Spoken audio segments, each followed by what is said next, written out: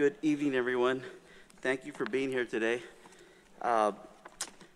It is, what time is it? 5:34. 5:34 p.m. I'd like to get started by asking Rader to do roll call. Rader? Present. Present. Okay. Present. Present. Present. Present. Seeing that we have quorum, I'm going to go ahead and call this meeting to order and ask that we do the Pledge of Allegiance. Allegiance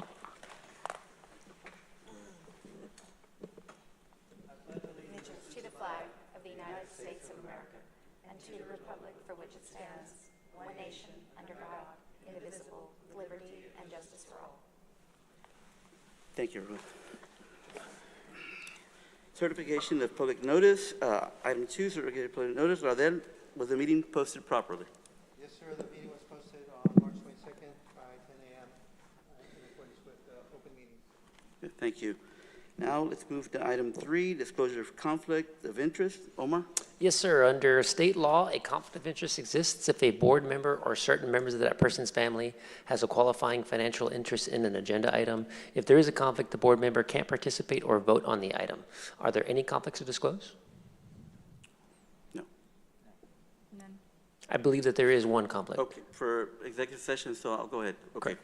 I have a conflict in executive session, and I will tell you which one that is. The discussion with the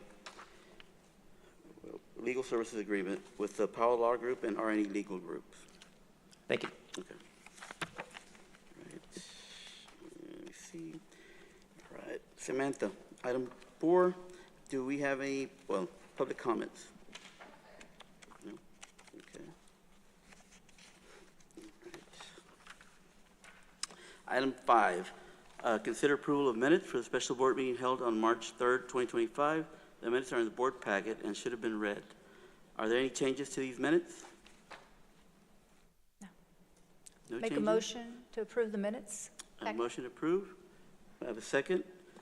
All opposed? Motion passes.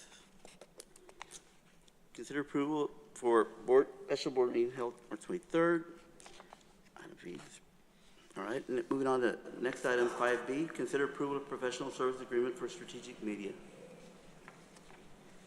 Yes, sir. So last time we met with Jeffrey Salcedo, he made a presentation on his plan to provide services for us on the international level. And he had presented a proposal, and what was directed to staff was for council to draft up a consulting agreement, which they have. And then we were also able to renegotiate the fee for that consulting agreement and bring it down to $85,000 for the annual to be paid on a monthly basis. I'm going to ask Omar to just kind of go over some of the changes from the agreement. Sure. So from the baseline agreement that was proposed. Can I ask for a favor? Being that our director, David Salazar, has just joined us, can you just start over, brother, with that, please? Sure. With that briefing? Sure. I had just mentioned that Jeffrey Salcedo had made a presentation on marketing at an international level to us at a previous meeting, and that we had asked him to provide that proposal and directed staff to generate a consulting services agreement, which our legal counsel has done. And there was some comments back and forth from Jeffrey that he'll go over with in just a second. Sure. So yes, so there were some edits that were proposed in the agreement that was initially submitted to the consultant. Most of them are non-substantive edits, but there were at least one substantive edit. And so I would just ask the board at this time, if you'd like to discuss it here in the open, we can. If somebody would like to make a motion to discuss it in executive session, we can do that as well. It's the board's prerogative how you want to address it. I think my recommendation is that we discuss it here in an open session, and that way we can ask for a vote and get everybody's opinion. Sure. Okay. The, one of the initial requests, the most substantive kind of change was rather than a 30-day termination clause, the consultant has requested a 60-day termination clause. Aside from that, there were some straightforward requests, including mutual indemnification provisions, which is not unusual, and there was a proposed confidentiality provision in the agreement given to the consultant, and he asked to put that as a 2-year confidentiality provision post any termination of the contract, which again is also not unusual. So the only really substantive item, I believe, for the board to decide or ask any questions is the termination provision, extending that from a 30-day out essentially to a 60-day out. Okay, does anybody have any questions? And does that work both ways in terms of, should he decide that he wants to terminate, he gives us 60 days notice? If we decide we want to terminate him, we give him 60 days? Or is it just really, I guess, practicality would probably be one-sided in that we would say, maybe this isn't working out at some point, and so we have to give 60 days notice? That's correct. It's drafted as one-sided. If the board would like for it to be two-sided, we can put that in and have the board's approval, and it'd be up to the consultant to accept it. I mean, I think it should always be two-sided in the sense that, let's say that the guy has some kind of family emergency or something, and he wants to, when he's got to leave, and he wants to give us notice, hey, I can no longer complete my contract. And so he gives a 60 days notice or vice versa. But I don't want to be where, let's say that something happened and he wasn't able to perform, and he just didn't perform, we continue to pay, and then we finally said, oh, wait a minute, we need to give 6 days notice to him. So that's why I'm saying both ways. Oh, I'm sorry. I can actually specifically address that because there is an immediate termination provision for breach of the contract. Okay. So if there is a breach, then the 60 days doesn't apply to that. So what constitutes a breach? Well, any breach of the provisions, the services that are supposed to be provided, the manner of invoicing, the amount asked on the invoice. I mean, there's different ways that they can breach the contract, but if the board determines that there is a breach, it can be an immediate termination. And so, I guess in my head, I'm trying to determine when would you do a 60-day versus that it would be an immediate. If you believe the person is not performing and it constitutes a breach, you're saying you can do it immediately, but then when will we do it with a 60-day notice? That's right. One is more of a matter of convenience, right? It's this. It's not that it's not meeting expectations or performing under the contract. It's just a program that the board has decided they don't want to continue for some reason. Okay. Versus, you are not performing as contracted for, Okay. And that is a breach of contract. And Omar, let me ask you a question. Are you recommending approval based on the legal review of it? Right. Well, Everything. I will say from the baseline contract that we gave him, it was a very straightforward contract. Okay. The changes that he's asking for are not substantive, with the exception, right, of the termination period. If the board's okay with that, then the rest of the language is pretty common. So, pretty comfortable with the legal review of it. That's correct. And staff is recommending approval? Staff is very comfortable with the changes as outlined by legal counsel. Okay, any further discussion? I make a motion to approve. Jeez. Motion to approve. Second. We have a motion and a second. All in favor signify by saying aye. Aye. All opposed? None. Motion passes. Next item is 5C, consider approval of amendments to the FY25 organizational chart and FY25 budget. At this time, I'm going to ask Lauder if he can review the request and make a recommendation. So in your packet on item C, there is a chart of an organization chart that is a little bit different from the existing one, in that we have a couple of different new positions. One of them is the Assistant Executive Director position, and the other is an additional project manager. Based on the discussions we've had in the past about personnel and the need for additional help, my recommendation is that we, when I hire that assistant executive director, they're basically going to be a COO. They'll be in charge of handling the operational side of the organization, whereas I'm still looking over everything, still responsive to you, and making sure that the project managers, which is my sales team, I would be basically their sales manager in the way this is laid out. And still, everything still flows up to the executive director and then ultimately to the board of directors. Any questions on how that is laid out? The other option would be to just have a very linear hierarchy where it's board, director, assistant director, and then everybody else is on a flat line. And Well, that's the other option. Will the project managers be more clearly defined? For instance, one is retail, one may be Yes. downtown, one may be, So you know. the roles of the project managers will be defined as one being more on the industrial side, one being retail and entertainment and lodging, and then the third one being more programs and workforce development and business retention. So those points will be listed within that.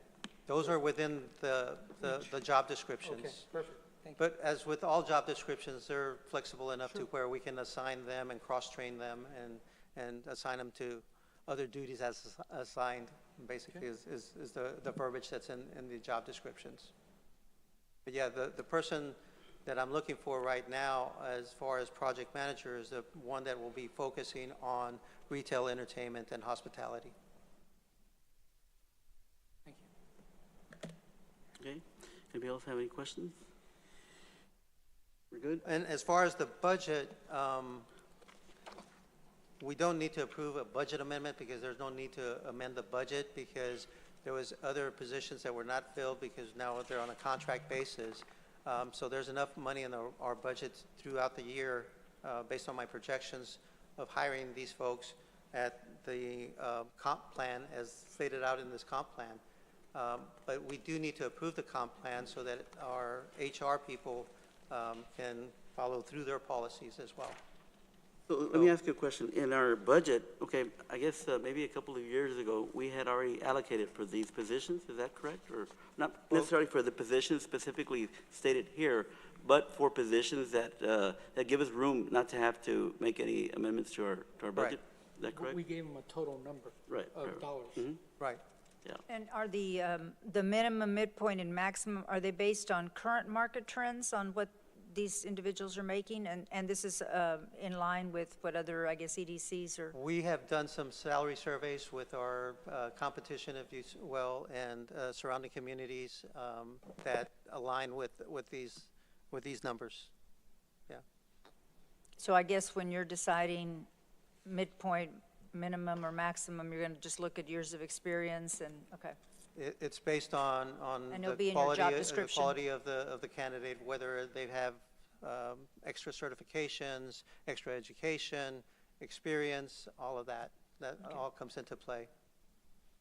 And also with the way HR works, if you go beyond the midpoint, you have to have an authorization, a higher pay authorization that actually has to go into more detail as to why you're choosing to provide somebody with a higher salary than the midpoint.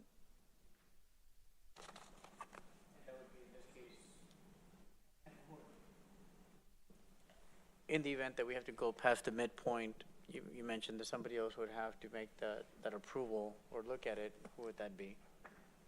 Well, the HR director and. It would be the HR director. Yeah, they Okay. need to sign off on basically my justification of that higher pay authorization request. Got it. So, Thank you. Okay. Anybody else have any questions? Can I entertain a motion, please? So moved. We have a motion. Second? Second. Motion and a second. All those in favor, please signify by saying aye. Aye. All those opposed, same signal. Fine. Motion passes. Next item is 5D, discuss and consider amendment of the bylaws.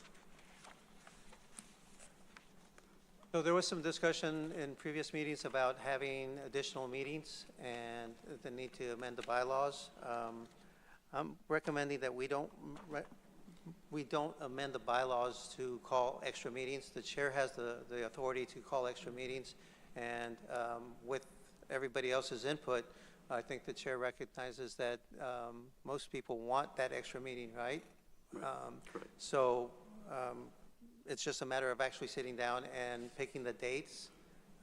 But that's up to you all in terms of discussion, whether or not you want to try to amend the bylaws or actually Yes, well, just I'd leave it like up to some the more chair. information from our council on the process for amending the bylaws. Sure. So to amend the bylaws, the board would just have to approve any additional language changes. But once that's approved by the board, it needs to go to city council for final approval. Okay. But we can continue to hold additional meetings or whatever we want without having to amend the bylaws, right? That's If we correct. amend the bylaws, though, to say that we're going to have, let's say, 2 meetings a month, then now we're stuck to the bylaws, and we have to do what we say in the bylaws. That would be correct. We would need to Okay. follow whatever the bylaw changes would be. And currently, sections 510 and 511 do allow the chair to call meetings really at any time. The minimum requirement is 6 meetings a year by this group. And obviously, currently, you're meeting once a month. So you're already having more meetings than what the bylaws require. But at this point, this is not an actionable item. It actually is an action item. It is? Yes, sir. Okay. Correct. So- As written, the board could take action tonight if it Yes. wanted to. So, discussion here. I do believe this is a sought-out board. I think it's something that's very crucial to our city that works along with our city council. So I do believe that we need to have 2 meetings a month so that we could grow with the pace of what our city's demanding. So I would like to make a motion to move the bylaws to first and third Mondays of every month. The first week, the Monday of the first week, and the third week of every month. And they'll be moving forward. Yes, sir. That's the idea. So that it allows things to go smoothly and also in conjunction with what the city council is doing, so that we can move forward with some of the projects, so there's no delays, and we can move in the speed that we're needing happen. Because I think sometimes there's a delay when we come down to our meetings where, there's a few weeks and we're meeting twice a month. So there's a lot of business that needs to be Be done discussed. and discussed. And What are your thoughts about maybe starting it without the amendment, but maybe just take the approach of, since we don't have to amend in this case, the bylaws, what are your thoughts about moving forward and add it into our Well, I additional understand what you're meetings, but- saying, but it's one of those things where I believe is like you set the tone's set. So you put it out there, and this is something that goes on, and then it's just something that happens, because if we're just gonna leave it once a month, to me, that's kind of leaving it open. And I like to keep the standard right. Right. And I think that just follows the pace of what the city's demanding. We're at 106,000 people population. We're demanding more stuff as far as our community, our residents, our constituents. And I think with what we're demanding, I think the city needs more meetings to happen so that we could move faster in a lot of our projects. So we are discussing, and we're going to consider it. We have a motion. So I'm going to ask for a vote on that motion. And if it is passed, okay, then what are the next steps? Do we discuss the particular amendments at some point in the future, and then we come back, or? Sure. Well, just before the board can move into the vote, I believe we need a second on the motion. Okay, right. So- No, I understand that, but, okay. So I'm going to go ahead and we have a motion to amend the bylaws, as discussed. Can I have a second? Let me ask you this question. Would that change the meetings that for example, the Zoom meeting that we have, would that change that, or would that be in addition to? No, it would replace it. That's what I'm making a motion for. Okay, Instead of that third week, okay. so it'd be the Um, first and third week Right. to go on that Monday. Unless the committee feels, okay, that we still need to have it, because there was a another purpose for those meetings. Right, Other exactly. than to be able to go through a full board meeting. Because we don't go through, or the committee doesn't go through a full board meeting. That's correct. They meet for 1 hour and they discuss certain topics that are actionable items that we want to That's get correct. information. Special meetings or whatever. Special- Yes, Right, special that's a meetings. different story. Everything, that's a different thing. So, yeah, no, it wouldn't So that would be replace those. separate to the motion of, the amendment, 2 meetings mandatory plus Right. anything. And, that's and outside. Okay. that particular meeting with what we call like an oversight committee, Right. okay, can be terminated at any point without, Of course. okay, Okay. yeah. I don't doubt that there's going to be some months that we're going to be very, very busy, and I think there's going to be some months that are not as much. I just don't like to tie us down to having it written in the bylaws, so it's just my opinion. But I get it. I mean, I think we can have as many meetings as we want right now with the bylaws as they stand. Locking it in to requiring, making it mandatory that you have a certain number of meetings a month, I think is going to, it's a board of volunteers, and I think it's going to make it difficult on not necessarily just current members, but future board members. So And I'm I inclined don't to vote no. I don't actually have a problem with the 2 meetings a month. What I do have and want to consider is the dates. That as long as we have 2, and I know what you're saying because of the meetings that you're having, and, but can it be flexible? It's like, okay, so it may not be the Well, first or the second. So maybe if the you have third. flexibility, there's no structure to it. Well, but let's So say that's like, my opinion. let's say like, okay, so New Year's. falls Oh, yeah, in well, you can there, make, know, you that could, special exception you can make, into the language. and right? I'm sure our council could tell us that. There's Right. times we adjust because something happens or we're out of town That's due my to a question, right, conference. okay. Absolutely. Those are things that I believe in. Okay, so we have a motion. I'll second. Okay, we have a first and a second. All those in favor signify by saying aye. All those opposed? Okay, we have both, motion passes.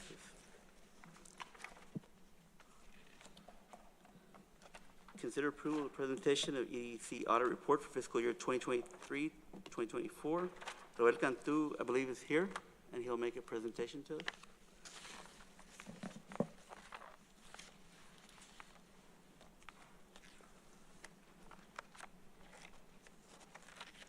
Good evening, Mr. President, members of the board. My name is Alfred Vera, and I am the managing CPA with Cascos and Associates. With me this evening is Mr. Roel Cantu. He is our audit supervisor, and he was the audit in charge that was working on your audit this year. He will go ahead and present a couple of items from the report, touch on a few points, and then if you all have any questions, we'll be here to answer them. So I'll turn it over to Roel.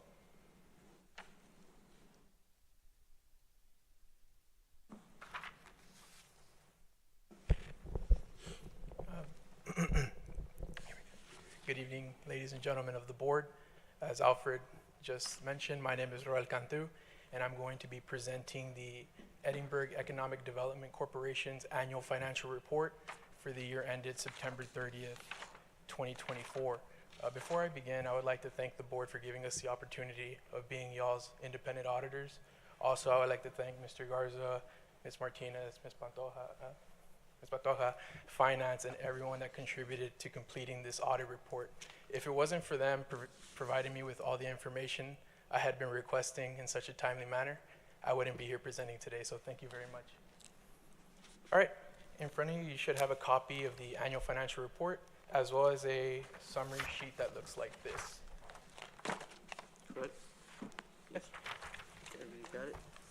You have it? It's in here. It Did should you be get- within okay, the- we need a packet for, oh, it's right here, I'm sorry. Oh. I took yours, I'm sorry. You can have mine. So for the purpose of this presentation, everything that I'm going to be speaking about is presented in this summary sheet. I've also included page numbers so you can cross-reference everything that I speak about. So if I could please direct your attention to page 1 of the audit report. Here you will see the independent auditor's report. This year, Edinburgh EDC earned an unmodified opinion. What that means is that the financial statements were presented fairly in all material respects for governmental activities and the general fund. This is the cleanest and most favorable opinion an entity can receive, and it is earned through all the hard work that y'all do throughout the fiscal year, so congratulations on that. Next, on page 54 of the audit report,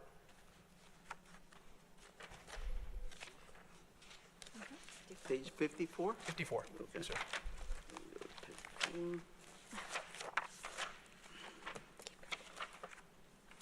Here you will see the report on internal controls. What this report states is that during our testing of internal controls, we did not find any significant deficiencies or material weaknesses. However, due to our limited scope of testing, significant deficiencies and material weaknesses still may exist. And all that really means is, in a nutshell, we can't test everything. We can only test a sample, and based on that sample, we did not find anything that's worth any concern. So again, this is the most favorable opinion, or most favorable outcome an entity can receive. So congratulations on that as well. Thank you.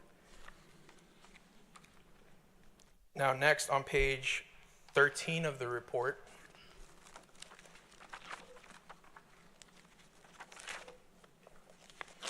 here you will see the balance sheet. Here you will see all the assets, liabilities, deferred inflows and outflows, in any, if any, and fund balances as of 9/30/2024. The number that I really want to focus on is at the bottom of that page. It says unassigned fund balance. This year, the EEDC had an unassigned fund balance of $11,689,349. Think of that as a rainy day fund. Right. Would that be the same thing as unrestricted? Yes. Okay, so restricted, you have up here that we've got, where did I see it? Okay, 10 million in restricted. And so then unrestricted is 11 million, is that right? You're looking at page 13, correct? So is it? Yes, So yeah, so restricted, you have 13 million that's restricted for capital acquisitions. I see, okay. Yeah, you Yeah, have 13. 1.5 million restricted for debt, Yes, and then 780,000 restricted for other purposes, and then underneath that, that's unrestricted, Okay. unassigned. There's no, it's not tied to anything. okay. So again, so I can understand, the restricted is just money that we can't touch, that it's basically restricted for investment purposes, other. Yes, sir. Those numbers, they're provided by the executive director, and basically what they are is they're restricted for upcoming projects that you all have in mind for the 25 fiscal year. Okay. It could be, and then that's for capital acquisitions. For debt, it's for debt purposes, et cetera. Would that be the 9 million or 7 million for UTRGV? Where would that be here? That would be in expenses. So would it be here? I don't see You're the, talking about the stadium acquisition? yeah, would that along That already with got paid. the loan that we gave the city? Yes. It should be in our accounts receivable, right? Yes, it's under the notes receivable portion. At the, if you see the notes receivable of 20 million, you see that at the very top of the page? Page 13? Yes, sir. The 20,624. got Yeah, it. within there is the notes pay, or notes receivable from the city of Edinburgh for 7.2 million, if Correct. I'm not mistaken. It's within there, yes, sir. So how much do we have for new purchases available at So this moment, or new investments?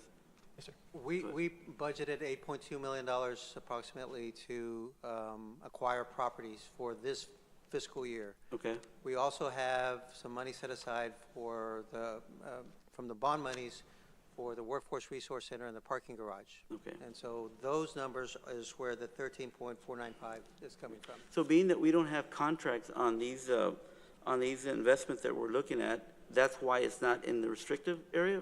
Would it be in the restrictive if, no? Do you follow? Okay, so we have 8 million available. Is that what we're saying? No, that's the budget. 11.6. No, that's in the budget. That's in the budget, okay. Right. Okay. All right. Just wasn't clear on that. Okay. Okay. All right.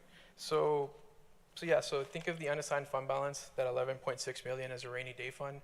Generally, we don't recommend y'all to hit this Deplete fund. that, right. But if y'all have any one-time projects in mind, for example, the purchase of vehicles or desks, this is the fund that would be affected. Okay, so it's 11 million, okay. Yes, sir. Now, I want you to keep this number in mind because we're going to see how important it is in a minute or so.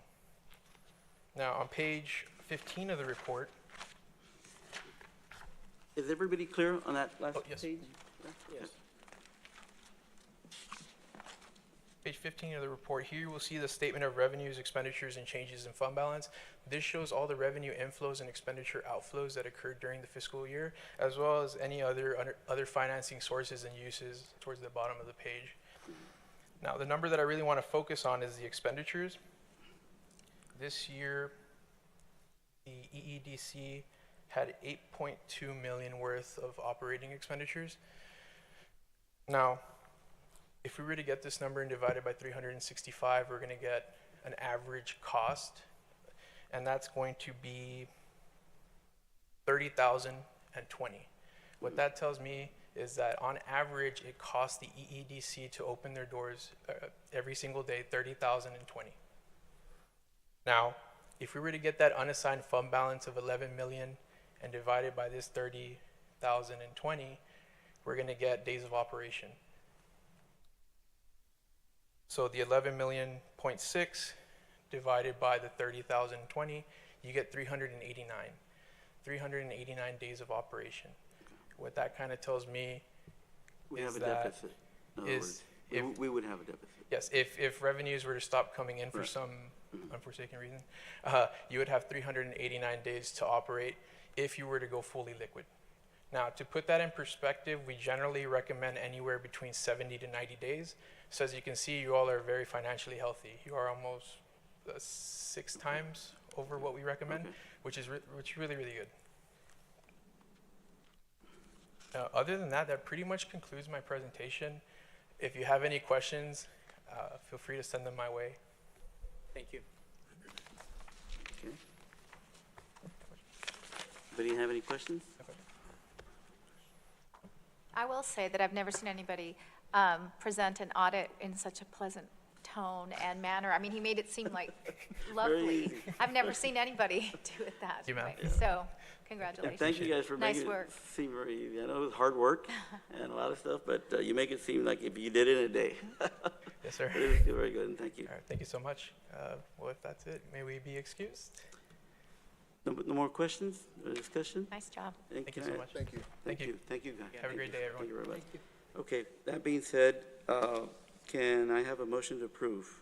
Or can I have a motion? Can I hear a motion? I'll motion. We have a motion and a second. Second? We have a motion and a second. All those in favor, please signify by saying aye. Aye. All those opposed, same sign, signal. Motion passes. Now let's go on to staff reports. Charlotte, can you review item 6 on the agenda, please? So if you all would care to listen to our staff, talk a little bit about what they've been doing. Letty, we'll start with you.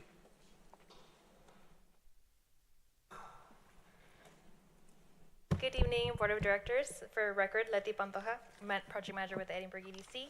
So in your packet, you have my staff report. I'll be brief because I know we have lots to discuss. So mainly, I want to go over FLIP. So as you know, we started FLIP 2.0 this week. Applications open March 17 and they close April 18. So we've been promoting that on social media. Jackie and I have block walked from the courthouse to I-69, all of East University. So we've been trying to promote that in English and Spanish. We passed out flyers. So as of right now, as of today, we have 7 applications that have come in, but we have received a lot of calls. Actually, we get a lot of calls, businesses that are working on their application. One thing we are doing different is that some of the businesses are not as tech savvy or they don't have the resource. I'm having them come in, and then I'll give them a paper application, and that'll kind of help speed up the process. First round of FLIP, I do want to mention that we do have 3 businesses that haven't completed their project. One is La Cabaña Pollos Asados, and this is their north location. So they're actually in construction right now. They're supposed to finish in about 2 weeks. So that one will be completed pretty quick. Beverly's Hardware, who also owns Vasquez Bridal, they're working through their project, and because they're on East University, and I know the board wants to focus on that corridor, we're allowing them to finish their project. So, just so you know that there's FLIP 1 still in progress, just those final 3, and then FLIP 2, that's ongoing as well. What kind of response have you been getting so far? For Flip 2, really good. We block walked East University. We were talking to a lot of the business owners, and they were really excited about it. We're trying to make the process easier this time. So we've had couple of walk-ins, and I just walked them through the application. It's worked out, and I know we just have 7 applications first week, but I expect more to come in within the next few weeks. So. Are you seeing more participation, being that you're block walking? and doing Yes, like that? yes, Okay. because actually some of the calls that we've gotten are because they received a flyer that either myself or Jackie dropped off. So, yeah, so for sure, I do expect to see a lot more applications from East University businesses, so. How many businesses can we support this time around? What's our budget? 400,000. 400,000, So we can so support 40, assuming everybody gets $10,000. Right. These 7 applications, do they already have the quotes with them as They do. well? Wow, that's Yeah, impressive in a they week. do. Yeah. Okay, nice. What's been the target on there? Just the 7 is for what? Awnings or? Yeah, so some of What them is are it? parking, what I've seen, parking and painting, and the awnings and things like that. Mainly that's what I've seen. With regards to our website, I Signage, know, actually, signage I know too. it's available on the website as well, information and things. How do you see the participation on website versus block walking? Do you see more people participating when you're block walking? Yeah, or- I think so, but we did notice that a lot of the businesses on East University, they're not, they don't have the resource or Right. something like that, so that's why we printed out applications in English and Spanish. So I'm assuming some businesses are going to submit their applications in paper, but that's fine, we'll just, submit it online for them. Because I think that the last time that we did it, that was kind of some things that were worrying us with regards to Yeah, people for having sure. access to the language barrier, things like that they weren't participating. So I'm glad that you guys are doing a better job, which is, our Yes, intent is always yeah. to get better at things we do. So, yeah, that I'm glad because of that. And then hopefully, so applications do close April 18th. If all goes well, by the next board meeting, we'll have, all the applicants. So moving on to just a couple of things that are coming up regarding workforce development. I do want to talk about mainly two events that are coming up. One is a Moving Forward College Signing Day, so that has been in my report in the past, but now we have a final date, so that's Thursday, May 1st. This is the second time we're partnering with Workforce Solutions for that. Basically what that is, College Signing Day for students with disabilities. Last year we had about 82 students that participated, and this year we're having it at the ACE Center. So more details to come. I'll send a calendar invite, and of course the board is invited to attend if they like to attend that. And then also in partnership with Workforce, we have the Law Enforcement Job Fair. This is the second annual one that we do in Edinburgh. Last year we had a really good turnout. We had about 43 employers and over 300 people that attended. I know some of you attended that last year, so we're having that again. That one is on May 7th, and it's also going to be at the Edinburgh Activity Center.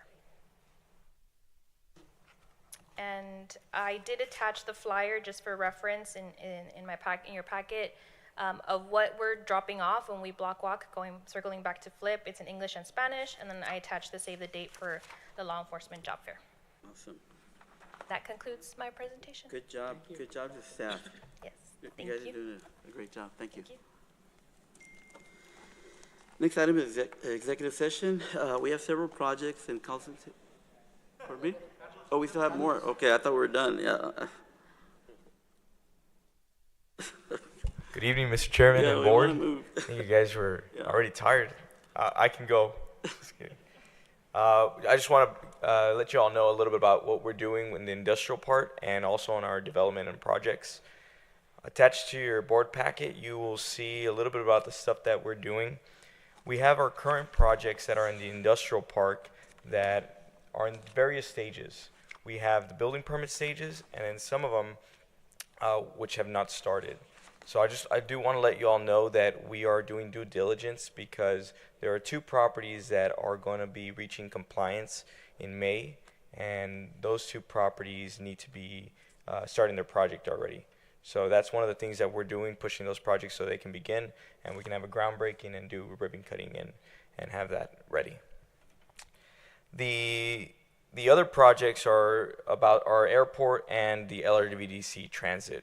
So March 19th, we had a pre-bid meeting, and we talked to about 20 different construction companies that are interested in bidding into the first floor transit center project. Tomorrow is the last day for them to submit questions, and April 1st will be the day that they will submit their bid. So hopefully we're moving this project along and we can see a new area for us to be on soon. We are also working with Workforce, and we're looking to submit something very, very close to you guys soon. STC is working to do a project with us that will help develop and train a lot of the manufacturing and produce that's here in the Edinburgh area. So very soon we will bring that up to the board, probably in the next month. On top of that, and the deals that we're working on about 39 deals that are currently business expansion, projects that are being developed that are new and attraction as well. That's apart from the deals that we have that are property searches, general inquiries, and business retention and expansion. So we are also working with local businesses here to create a program so we can help them expand. Last year we saw a lot of that in 2023 and 2024. And this year we're seeing a lot of companies come in from outside internationally that are interested in investing in Texas and specifically in Edinburgh. On top of that, we're getting a lot of requests from the state. I think we've been averaging about 20 a month of requests from the state, which of those we've qualified for at least 5 where we've submitted. These companies are from the state, they don't have names, and they do tell us about their needs, and we submit the properties that we have, both public and private properties that we own, that are in Edinburgh. And on top of that, we've also been a part of expos and conferences. So just recently, we went to Orlando to participate in Site Selectors Guild, where I visited with over 40 different site selectors. And those site selectors have projects ranging from bioscience, manufacturing, produce, from small to large. So we're there promoting Edinburgh and talking to them about what we're doing, and hopefully trying to attract one of those businesses. They come from all over. They're from Germany, areas in Europe, Latin America, and even United States. And yesterday, I want to let you all know that yesterday I actually went to the Mexican consulate to visit with a company called Copermax. They're from Colima, Mexico. The Edinburgh EDC got invited to present and to tell them about what we have here in Edinburgh. So there was a delegation of about 10 different people from Colima that are interested in investing, not just in produce, but in anything else that the Edinburgh EDC is demanding. It was one company, Carlos? It was one company? It was one company. They were called Copermax. Okay. Yes. And with that, I conclude my presentation. Is there any questions? Thank you so much. You said posted on LinkedIn by Francisco Peña. Is he the attorney for them? Yes. Oh, okay. Yes. Yeah. He does a lot of work in Mexico. Yeah. Yes. Francisco Peña is with an organization called AEM, and they do a lot of promoting of international. Great. Thank you. Good. And by when are they looking into making a selection, or by when are they, what date, timeline did they get that they're interested in? Very good question. I think this initial introduction was to present them what EDOs and what South Texas does and how their process goes. And it's our job to follow up with them to see where they are in their process and how fast they can invest. What other cities presented? That was my question. Oh, good question. McAllen, Mission, FAR, and the FAR Bridge were there. Awesome. Thank you so much. Thank you. Thank you. So I guess now I will give time to our marketing report and our executive director report. Okay.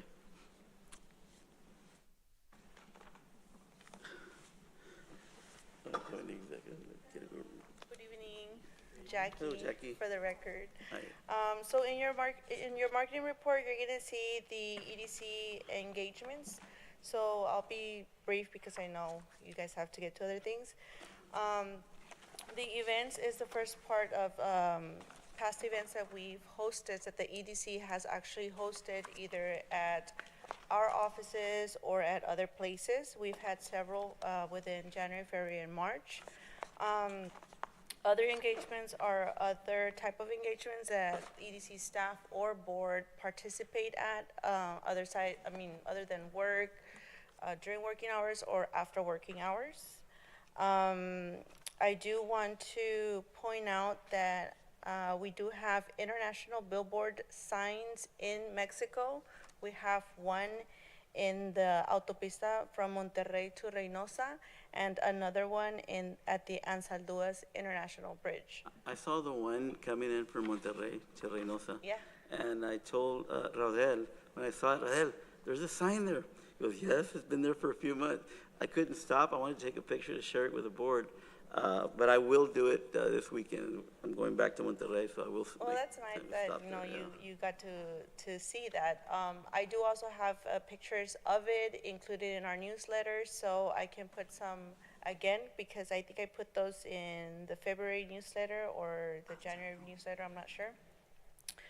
Also, talking about the newsletter, we did start our newsletter in January, so I've been doing those once a month. Okay. So that's a new thing that I've been doing. I want to go ahead and skip to our upcoming conferences. We do have a Team Texas Emerald Americas in Atlanta. That's going to be in April, and then the next conference is ICSC in Las Vegas. So I do want to talk a little bit about that. The partnership is not going to host a booth at Vegas this year, so we are going to have our own booth. So it's going to be a 10 by 20. Those of you that have been to Vegas before already know how big that booth is. We are in preparations of buying furniture and everything, that nice setup that we did for Dallas. I'm going to try to do the same because I think it was a good turnout. Did they give a reason why they're not going to do it this year? They said that they're not having, they didn't say why, they just said that they're not going to do it, and I don't think they're going to do a reception either. Who's that, Jackie? Jimmy Partnership? Well, they're in transition also, because Daniel's leaving. And so Okay. they're looking Yeah. for a new director. It was really because they were not sure that they were going to get enough participants to pay for the larger booth. Okay. And so they decided to not do it. I had talked to some of the other EDCs that had participated last year, and they were actually eager to try to do it on a regional basis, but they just couldn't put it together. So you're thinking that they're kind of going to do away with it at this point, or is it something that they're not going to do just for this year? What do you think? I mean, and the reason I'm asking is because if we're not going to participate with them, then it is, I think, recommended that we do the investment and buy what we need to buy for our booth. I think it's at least this year. I don't know about next year for them, but we have started. Jackie has already reserved a booth for us for this year, like we did 2 years ago. Okay. And so we're going to continue to market And we Edinburgh. will be able to use the furniture and signs that we get at other events and things like that. Very similar to the booth that we had in Dallas is Okay. what our setup will be. It's a 10 by 20. All of that is leased, right? You don't actually buy it and travel with it, right? Because every No. time I go to a conference, you just lease the whole thing out, It's carpet only- and all. It's only the background that they travel with. Yeah, the Correct. background The big- and pictures Okay, and stuff. perfect. Rodell, when you asked other EDC boards from the other cities, who else do we reach out to? I know there's some that was not attendance, and I've had a lot of cities come up to us saying, hey, we want to join next year. I mean, it might be something we want to look at either as a region, because I think we still need to push for that. The regional is one thing, because there's things that fit for us and there's things that fit for other cities, but as a region collaborating together, We stand out more. we stand out. And to me, that's a presence. Yeah. Because I've got people from Starr County, even though it's not Hidalgo County, but it's still the region. And it's along with the UTRGV, they have campuses out there. They have now a new residential program coming out, which I'm not mistaken is true. That's what they were talking to me yesterday about. I think it's something that we need to do, reach out, because they had no idea, especially there's new council members, a new mayor in Rio Grande City, Roma, even in the Laredo area, and along going to Brownsville, Port Isabel, everywhere else, that I do think we may need to just reach out and see if we could do something in the regional wise. That's a good idea. There's a timing issue, because there's not a whole lot of booth space left. Oh, for this year, For this year, for this but year, for right. next year, yeah, absolutely, we can do that. Okay, and when was the cutoff for that? Well, it's a first come, first serve as far as the booth space goes. So, I mean, there's still some booth space available, but regarding, who can actually come in and participate in designing the booth and that type of thing, that would be pretty tough to do between now and May. I would recommend at least to look into it.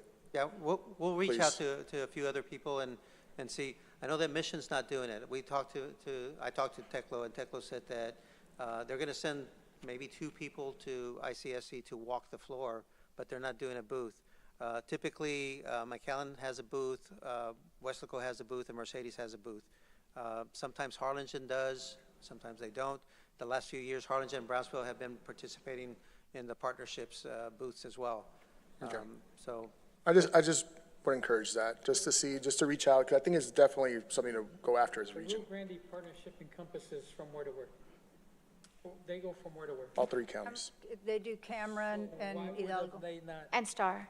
and Yeah, Star. so- Yeah, so they go all the They way. had the chance to participate, I mean, in the past, right? They just opted not to? Well, I think from what I'm understanding, there was different leadership, and they were Yeah. so- reversed in a different way. But they did represent the No, they didn't corridor show up. I from don't, Brownsville for to- whatever the situation on that side. Yeah. I mean, that's outside of the No, I EEDC. understand that, Right. but I like the idea of reaching out to they them weren't shunned. I and mean, they getting had the ability a consensus, right? to participate. I mean, that's what the regional mobility was about, but they're not doing it no more, so. Yeah, I see. think everybody that participated last year, we all sponsored a good amount, and maybe that might be a factor why some cities didn't, were able to participate. They probably weren't able to. Well, again, out of sight, out of mind sometimes. If they're not connected with those cities or those organizations, I mean, I would agree that if we work as a region, even on the UTRGV side, there's so many people that are going there to school during the residency, and they could benefit of something that, maybe doesn't fit for the city of Edinburgh, but could help the region indirectly. Sure, but kudos to y'all for jumping on it, and it's still Edinburgh first, So Yeah. thank y'all for getting the booth space and still representing Edinburgh. Yeah, well, as soon as I When found you out. found out they would not be able to do it, so thank you for that. Yes, sir. And then, I will be reaching out to you guys to see, about registrations, about who's gonna be attending to the conference. Also attached to your marketing report is a travel calendar, and that basically has included all of the upcoming, work trips, professional development, if you're interested, and other EDC events. And that concludes my report. Thank you. Thank you, Jackie. Yes. My report will be very brief. All of the above. Please. Everything that you heard from them, I'm touching in one way or another, and then some when we talk about stuff in the executive session, so we're done. Okay, so next up, do you need to remind me? Executive session. Okay. Come on, man. Can I have a motion to enter into executive session at So moved. 6:26? We have a first and a second. All those in favor signify by raising your hand, saying aye. All those opposed signify the same signal. Motion passes. 6:26 PM. We're entering into executive session.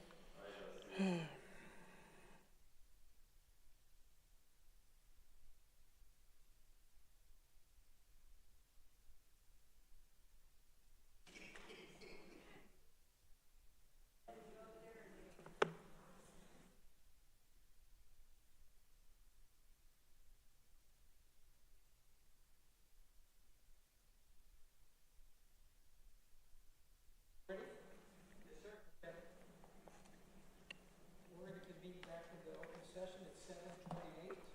All members present. We're going to take action. I'm sorry, we do need a motion. Okay, motion to So open. move. All those in favor? Motion passes. We're going to start with executive session discussion on A. Ronnie will not be voting on this because of conflict of interest, so it'll be the remaining board. We have a motion to approve agreement with Powell Law Group and R&E Legal Group as counsel for the EEDC with terms that discussed in executive session. All those in favor? Oh, I'm sorry, need a if we can get a motion in a Can we second. get a motion? Second. Second. All those in favor? All those against? Motion passes. There's nothing else. You're right. All right. Being that there was no other action taken in executive, I'm going to ask for a motion to adjourn. So move. Have a Second. first and second. All those in favor, say aye. All those opposed, motion carries. We are closed. Thank you guys. Thank you all very much.